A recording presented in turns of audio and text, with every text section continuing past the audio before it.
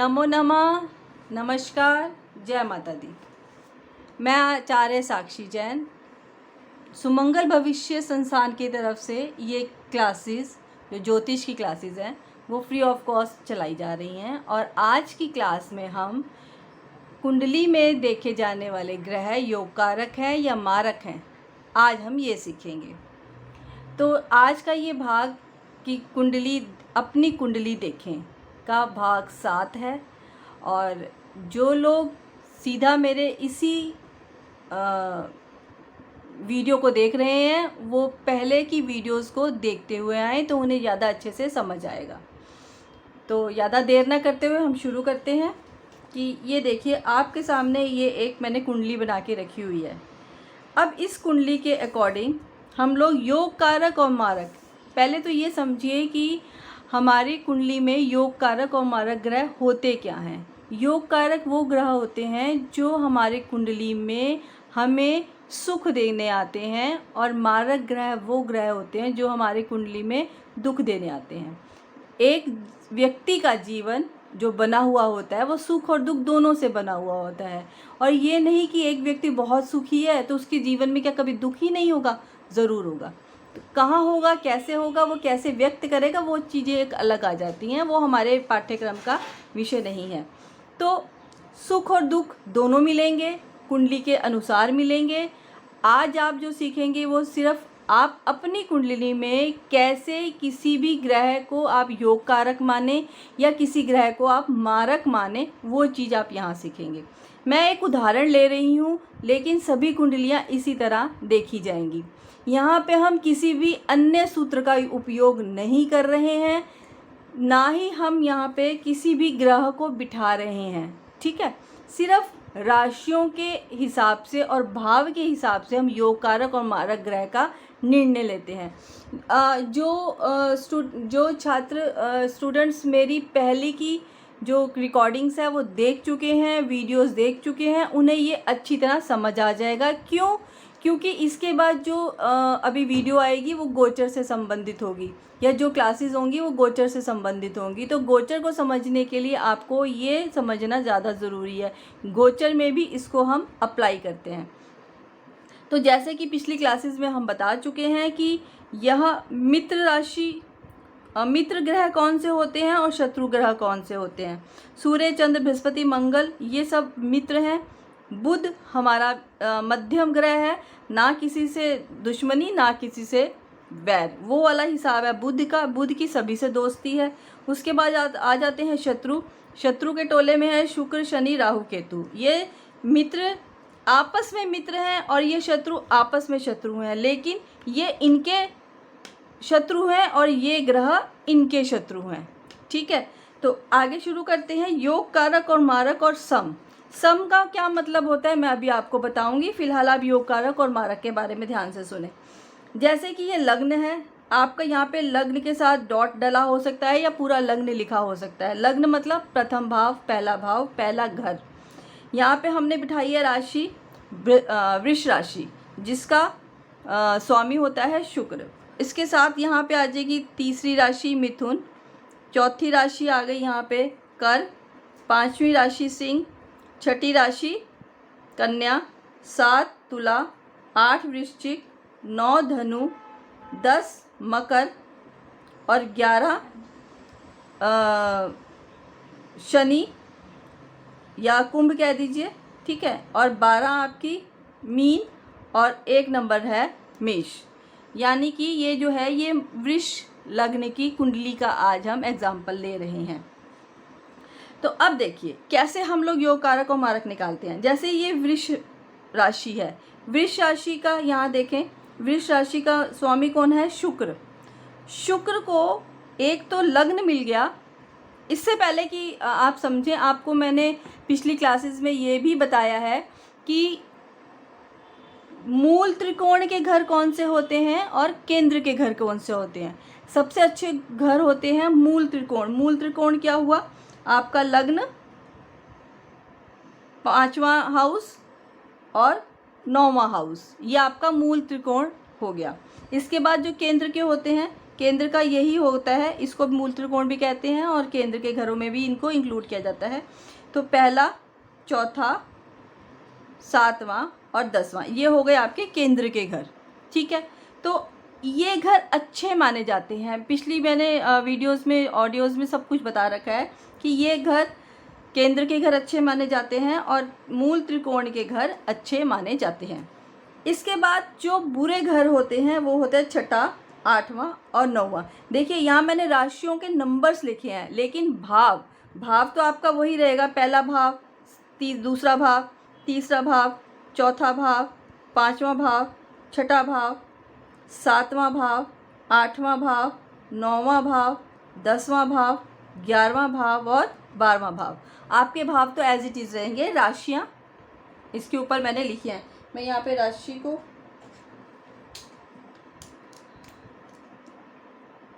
Black pen से डाल देती हूँ ताकि आपको बिल्कुल भी कंफ्यूजन ना रहे।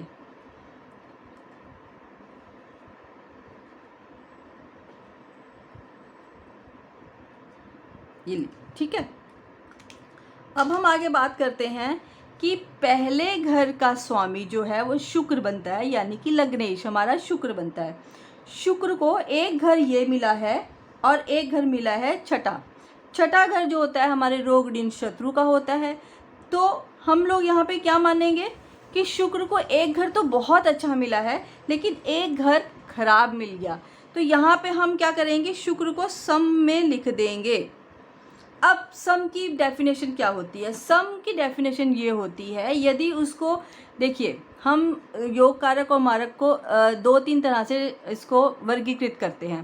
पहला कि जिनको, जिस भी ग्रह को 1 2 3 4 ये घर, 5 और 6 ये 6 घरों में से अगर किसी भी ग्रह को 2 घर मिल जाते हैं तो वह योग कारक होगा उस कुंडली का। और अगर किसी को एक अच्छा घर मिल जाता है, एक अच्छा घर मिल जाता है और एक बुरा घर, या ये घर मिलता है या ये घर मिल जाता है, बुरा घर मिल जाता है, तो वो सम हो जाएंगे। और अगर किसी ऐसे ग्रह को मान लीजिए एक 8वां मिल गया और एक पहला मिल गया, एक 7वां मतलब ये छठा भाव मिल गया और एक पहला भाव ये 12वां भाव मिल गया, तो ये दोनों ही घर अच्छे घर नहीं माने जाते। हालांकि कुछ में ये वाला घर आज के परिवेश में कि ये विदेश का घर होता है, तो हम ये कहेंगे कि व्यक्ति हो सकता है विदेश की यात्रा कर ले तो एक अच्छा हो जाता है। तो ये घर को हम थोड़े से काल परिस्थितियों के हिसाब से आजकल की जो कुंडली को देखने का तरीका थोड़ा सा बदल गया है। तो हम शुरू करते हैं। ये वृष राशि का है, इसका स्वामी हो गया है शुक्र, और शुक्र को दूसरा घर मिला है छठा घर, जो कि रोग ऋण शत्रु का होता है। और कहीं ना कहीं ये अगर अच्छा घर नहीं माना जाता, ठीक है, अगर ये अच्छे ग्रहों से युक्त नहीं है तो ये अच्छा घर नहीं माना जाता। तो इसको हम लिखेंगे सम में। अब सम में जो भी ग्रह आएंगे, सम की लिस्ट में जो भी ग्रह आएंगे, उन ग्रहों की प्लेसमेंट, यानी कि वो जो ग्रह हैं वो कुंडली में कहाँ बैठे हैं, इस हिसाब से वो जो ग्रह होंगे या तो योग कारक में चले जाएंगे या मारक में चले जाएंगे। तो अब मैं आपको ये बताती हूँ कि जैसे अब यहाँ पे हमने अभी तो शुक्र को लिख दिया सम में, लेकिन यदि यही शुक्र मान लीजिए यही लग्न में बैठ जाए, या ये 5th हाउस में बैठ जाए, अच्छा घर है, 4th हाउस में बैठ जाए, 11th में बैठ जाए, 7th में बैठ जाए, ठीक है, इधर 10वीं राशि में आ जाए, तो मतलब वो मूल त्रिकोण में और कहीं ना कहीं केंद्र के घरों में बैठ गया, तो हम इसको कहाँ शिफ्ट कर देंगे, योग कारक की तरफ। अगर यही शुक्र 12वें भाव में बैठ गया, यानी कि मेष राशि में बैठ गया, या ये चौथे भाव, ये तीसरे भाव में बैठ गया, कर्क राशि में बैठ गया, या ये यहाँ बैठ गया 8वें भाव में, धनु राशि छोड़ दीजिए, आप यहाँ पे भाव से संबंध बनाइए कि अगर 8वें भाव में बैठ जाता है, छठे भाव में बैठ जाता है, 12वें भाव में बैठ जाता है, या तीसरे भाव में बैठ जाता है, तो इसी शुक्र को हम कहाँ कन्वर्ट कर देंगे, मारक ग्रह में। ठीक, तो इस तरह से हम ग्रहों को वर्गीकरण इनका किया जाता है इस हिसाब से। अब ये हमारा हो गया और ये हमारा हो गया। तीसरे नंबर की राशि आती है, इसको कहते हैं मिथुन राशि। मिथुन राशि का जो स्वामी है बुध, और बुध ग्रह को एक घर कौन सा मिला है, ये, यानी कि एक घर उसको मूल त्रिकोण का मिल गया और एक घर उसको अच्छा भाव होता है। ये भी हम इसको बुरा भाव नहीं कहते। ये कुंड इस भाव से हम अपना घर देखते हैं, अपना वंश देखते हैं, हम अपना घर गृहस्थी का वो मतलब हमारे फैमिली मेम्बर्स, घर गृहस्थी के फैमिली मेम्बर्स के संबंधों को देखते हैं। ये हमारे वाणी का घर है, ये हमारा सेकंड हाउस, हमारा गला है, ठीक है। तो ये भी घर बुरा नहीं है और बहुत अच्छा भी नहीं है। तो ये हम इसको, और अब यहाँ पे बुध, अगर यहाँ बुध यहीं बैठ जाए, क्योंकि ये उसी की राशि बैठी हुई है, वहीं बैठ जाए, तो यहाँ पे ये अब योग कारक में कन्वर्ट हो जाएगा। और वैसे भी अभी भी अगर हम माने कि बुध को एक घर ये मिल गया है दूसरा भाव और एक घर मिला है पांचवा भाव, तो बुध हुए इस कुंडली के योग कारक ग्रह, ठीक है। तो हमारा ये भी हो गया और छठी राशि भी हो गई। अब हम बात करते हैं चौथी राशि की। चौथी राशि के स्वामी होते हैं चंद्रमा। चंद्रमा को ये एक बेहद मेहनती घर मिल गया है, मतलब पराक्रम, बहुत मेहनत करने वाला घर मिल गया है। तो यहाँ पे अब ये योग कारक नहीं माने जाएंगे और ना ही ये मारक माने जाएंगे। लेकिन फिलहाल क्यों नहीं माने जाएंगे, क्योंकि उनको एक ही घर मिला है और कुंडली में अब उनकी स्थिति को भी देखा जाएगा कि कुंडली में किस भाव में चंद्रमा आते हैं। हर इंसान की कुंडली में अलग भाव में आएंगे। 10 में से 2 या 3 लोगों की कुंडली वृष राशि की बन ही सकती है, लेकिन चंद्रमा तीनों कुंडलियों में अलग अलग भाव में बैठेगा, ठीक। तो उसकी बैठने की प्लेसमेंट को हम काउंट करेंगे। लेकिन फिलहाल देखने में ये घर बहुत बुरा नहीं है, बहुत अच्छा नहीं है, तो हम चंद्रमा को कहाँ लिख देंगे, सम में लिख देंगे। चंद्रमा बैठने के बाद हम इसको योग कारक में भी कन्वर्ट कर सकते हैं और मारक में भी कन्वर्ट कर सकते हैं। अब आ जाते हैं 5th हाउस, 5th राशि सिंह राशि और 4th हाउस। अब 5th राशि सिंह राशि है जिसके स्वामी हैं सूर्य। सूर्य को बहुत अच्छा घर मिल गया है, तो सूर्य इस कुंडली के हो गए योग कारक। इसकी स्थिति के अकॉर्डिंग हम देख सकते हैं, लेकिन फिलहाल अभी के लिए हम इसको योग कारक में लिखेंगे। इसके बाद आते हैं हम, ये हमारा हो चुका है छठी राशि कन्या जिसके स्वामी थे बुध, हम कर चुके हैं। 7वीं राशि जिसके स्वामी थे तुला, हम कर चुके हैं। 8वीं राशि, 8वीं राशि के स्वामी होते हैं मंगल। 8वीं राशि के स्वामी होते हैं मंगल। मंगल को एक घर तो 7th हाउस मिल गया, केंद्र का घर, और दूसरा इसको मिल गया विदेश जाने वाला घर। तो ये कहीं ना कहीं हम इसको योग कारक ही मानेंगे। इवन कि अगर मंगल की स्थिति गलत घरों में आ गई तो हम इसको सम मान सकते हैं। तो फिलहाल ये हुआ योग कारक, ठीक है। मंगल, इसके बाद हम चलते हैं। हालांकि मंगल की स्थिति, ये सिर्फ मैं बार बार यही कहूँगी कि हम ये कुंडली का एक एनालिसिस कर रहे हैं योग कारक और मारक। इसके अलावा हम ग्रहों की प्लेसमेंट को भी ध्यान में रखेंगे। इसके बाद आता है 9वीं राशि जिसके स्वामी होते हैं बृहस्पति, और इनको एक घर मिला है ये वाला। ये घर भी हम इसको बुरा घर नहीं कहते, हम इसको हल्का घर नहीं कहते, हम इसको बहुत बढ़िया घर भी नहीं कहते। लेकिन इस घर के 2 चीज़ें मेन आती हैं, जो होता है कि ये एक लाभ स्थान भी है और यहाँ से छोटी मोटी बीमारियाँ भी अक्सर देखी ली जाती हैं। तो बृहस्पति को लेकिन एक घर खराब घर मिल गया, बृहस्पति को एक घर खराब घर मिल गया और एक घर बहुत अच्छा भी नहीं है, बहुत बुरा भी नहीं है। तो और ये जो लग्न के मित्र भी नहीं है, यानी कि लग्नेश के ये मित्र नहीं है, तो बृहस्पति इस कुंडली के हो गए मारक ग्रह, ठीक है। ये हो गया। अब यहाँ पे सूर्य, बुध, सूर्य और मंगल। सूर्य मैंने जैसे कि बताया था कि बहुत अच्छा घर लेके बैठे हैं, लेकिन वो लगने के मित्र नहीं हैं, तो हम उसकी रिप्लेसमेंट ज़रूर देखेंगे, क्योंकि यहाँ पे हमें थोड़ा सा संशय हो सकता है कि अगर सूर्य को ये घर 12वां घर या छठा या 8वां मिल गया तो ये कहाँ चले जाएंगे, मारक में। ठीक है, क्यों? क्योंकि वहाँ 2 सिम्टम आ गए कि एक तो उनकी रिप्लेसमेंट हो गई बुरे घर में, अगर मिलता है तो बुरे घर में रिप्लेसमेंट हो गई, और दूसरा वो लग्नेश के मित्र नहीं हैं, तो वो कहाँ चले जाएंगे फिर, वो यहाँ सूर्य जी यहाँ आ जाएंगे मारक में। ठीक है, तो ये चीज़ें भी आपको साथ में ध्यान रखनी है।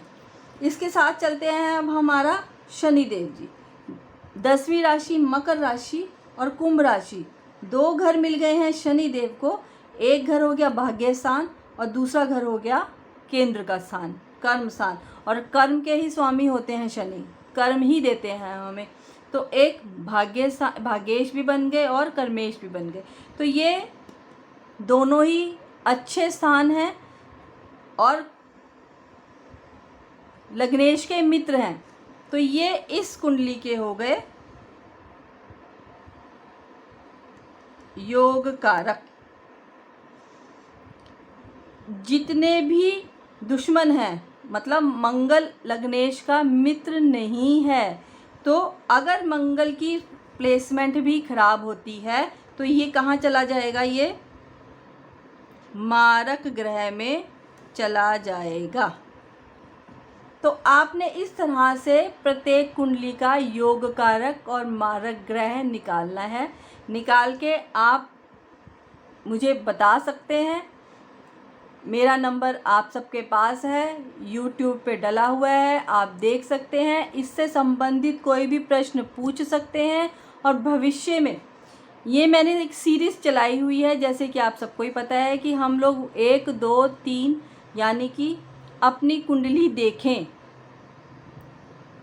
पार्ट 1, पार्ट 2, पार्ट 3, इस तरह से सारे हम लोगों ने भाग बनाए हुए हैं। तो जो लोग डायरेक्ट इस भाग को देख रहे हैं तो वो पुराना भाग देख के आएंगे, अच्छी तरह समझ लेंगे, और जो लोग पिछले से देखते हुए चले आ रहे हैं उनको अच्छे से समझ आ ही गया होगा।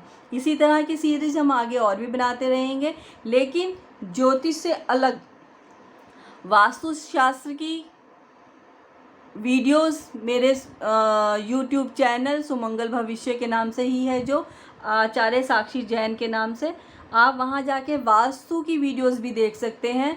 वास्तु के टिप्स दिए गए हैं और प्रत्येक व्यक्ति के लिए जो वास्तु एसेंशियल है वो वहां दिया गया है, तो आप उसको भी देख सकते हैं। ठीक है, तो ये था हमारे योग कारक और मारक ग्रह को निकालने का तरीका। आप सबका धन्यवाद। और अगर इससे अलग आप किसी विषय पे वीडियो बनाने के लिए कहेंगे, किसी अन्य विषय के बारे में आप जानना चाहते हैं जिसमें कि केपी हो गया या अंक ज्योतिष हो गया, तो उसकी वीडियोस भी हम अब लगातार बनाते रहेंगे। धन्यवाद, नमस्कार।